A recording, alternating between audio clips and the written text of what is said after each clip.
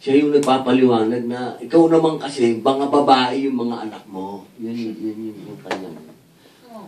Sabi nga, bilang ama, KJ ako sa mga anak ko. Oo, ganun talaga eh. Ano sila eh? Lalo sila ni Kylie. Kasi parang, may ibig. Thank you po. Diyan galit ka. Hindi. Mamaya mo na ako pagalitan. Dapat ang follow-up question, paano niya hinarap yung bumisita? Paano daw mo hinarap nung bumisita daw? Yun po yung follow-up. Follow-up sila. Naging asawa na muna ako. Hindi muna ako naging ama. Kasi kung naging ama ako, pinalabas ko yun.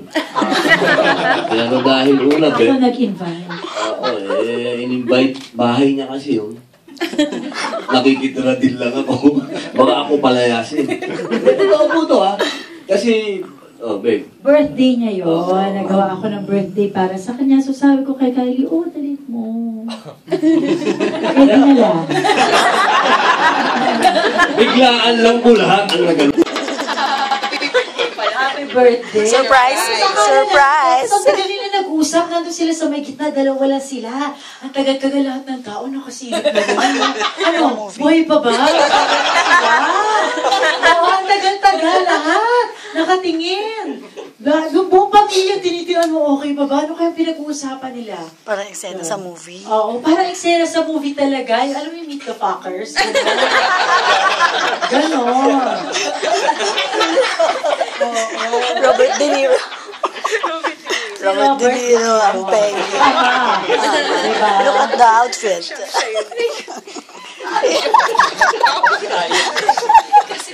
Thank you po.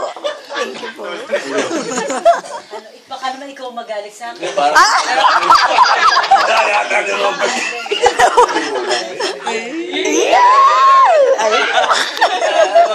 Sa kotse na ako. Mamaya ka. On our way home. Magtanong na kayo ulit.